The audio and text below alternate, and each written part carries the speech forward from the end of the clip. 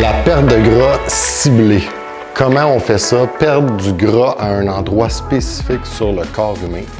Je vais essayer de vous donner quelques trucs et quelques points et on pourra élaborer un peu plus tard. Je vous dessine un petit bonhomme allumette parce que je ne suis pas très bon en dessin, j'ai d'autres talents. Alors, perte de gras ciblée. On a des endroits masculins, on appelle, et les endroits féminins. Donc, les endroits principalement où les hommes vont avoir une accumulation de gras et qui vont avoir un peu plus de difficulté à le perdre. Souvent, les hommes vont être plus au niveau de la taille ici, et on appelle ça le petit bourrelet, le petit tailleur, le petit muffin top. Appelez-le comme vous voulez, mais c'est un endroit où le gras peut s'accumuler selon chaque type de personne, mais principalement chez l'homme.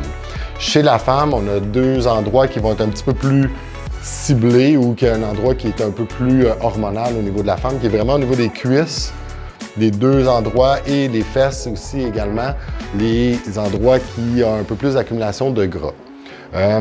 Si je reviens à la base avec les hommes, l'endroit qui est accumulé un petit peu plus souvent au niveau du gras, qui est vraiment le ventre, au niveau du nombril, du suprailiaque, le côté, et le lombaire, le bas du dos. C'est des endroits qui sont plus masculins à cause du cortisol, du stress, des problèmes de digestion, problèmes de sommeil.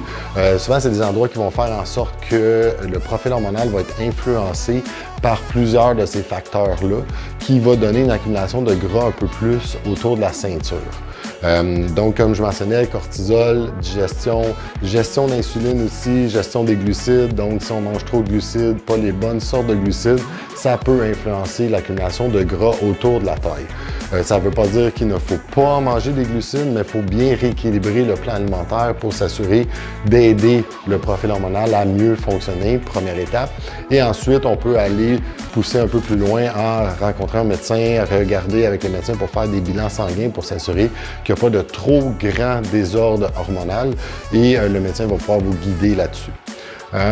Si je vais vers les femmes maintenant, les femmes qui est au niveau des cuisses et des fesses, c'est également aussi un profil hormonal qui est typiquement féminin, souvent qui est relié au niveau de l'estrogène, qui est hormonal au niveau du cycle menstruel aussi, que ça va être influencé.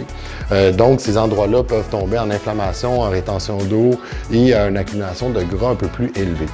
Ça ne veut pas dire que les femmes ne doivent pas avoir d'hormones, mais ça prend un équilibre au niveau des hormones d'estrogène, de progestérone et un peu le même principe aussi de cortisol, DHEA, qui est une hormone reliée au surrénal, qui peut être influencée en période de stress.